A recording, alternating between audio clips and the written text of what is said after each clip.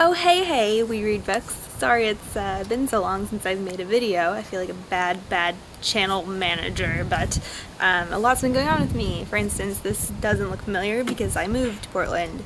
So that's a thing that happened. So there hasn't been much time for reading, and I got a new job, and so it's just been really stressful lately. But I do want to talk today about a little bit about Sarah Dessen, who I've never talked about before. I know a few other people have. So far I've read 3 of her books, and I know she has like at least 10. Because I remember when I worked at the bookstore, she was just everywhere. And then her newest book was was Me and the Moon. And that actually did really well at the store, and I never ended up reading it. But so far I've read 3, and I kind of want to talk about each of them and what I think I like about Sarah Dessen and what I don't. So the first one I read was Dreamland, and I picked this one up because I loved the synopsis of it. And the basic plot is a girl enters into an abusive relationship, a teenage girl, and so kind of like the dynamics of that and what and like how I just thought it was like a very deep, like very well written book. Like I could not put it down. I finished it very quickly, and I thought this is like an awesome YA novel. It's hard to do YA in a serious tone.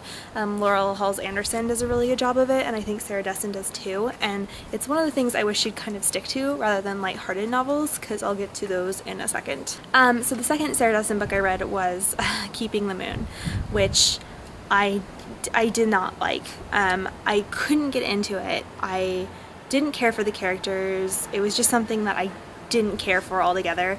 It was a very short read, but it took me like 2 months to read, which isn't good if the book is that short. I mean, I think it was like less than 200 pages. And there was like some hints in there that it was written like a while ago, because all the girls in the book kept talking about like their floor being like littered with CDs, and they put in the CD into the CD player, and I'm like, okay, I get that CDs aren't that old, but if this was like within the last 5 years, it would have been like plugging in the iPod, right? And it wasn't. So I looked it up, and it was written in the late 90s. Okay, so right away I'm like, okay, so Sarah Dessen's been around a while. Didn't know that. That's interesting to me. This is one of her earlier works, which I didn't care for. So maybe something that says something. Maybe that she's getting better with time. That's a possibility. So Keeping the Moon, blah. And then I read Just Listen, which was my favorite one so far. Just Listen was I loved it so much. I recommended it to a friend right away, and she loved it so much. She like read it in one day. And I thought that the plot was great and the characters were great, and I could not put it down. I needed to know what happened. What was the secret? What was our main character like so like upset about the whole time? What happened to her? And I kind of got that with Dreamland a little bit, and that was and Just Listen was a very serious book as well. So like I said, I've only read 3 out of like probably 15 that she's written, so I can't really say much about Sarah Dessen. I know a lot of people really love her, but I know a lot of people also don't like her at all as an author. So I'm willing to read more, because I liked 2 out of the 3 that I've read like a lot. Keeping the Moon was just kind of a flop for me, and I don't know what it was about it. I will say one thing about Sarah Dessen though, is that her books are always about teenage white girls who have weird names.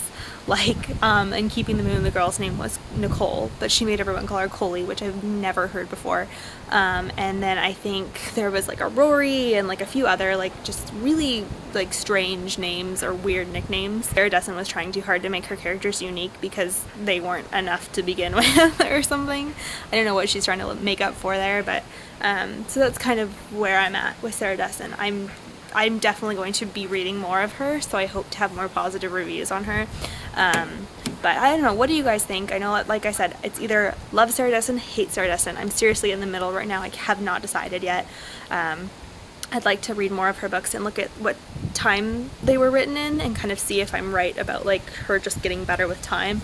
I don't know how her newest one went. I know it sold really well. I don't know if it was good or not. So yeah, that's kind of where I'm at, and I hope you enjoyed me talking about Sarah Dessen.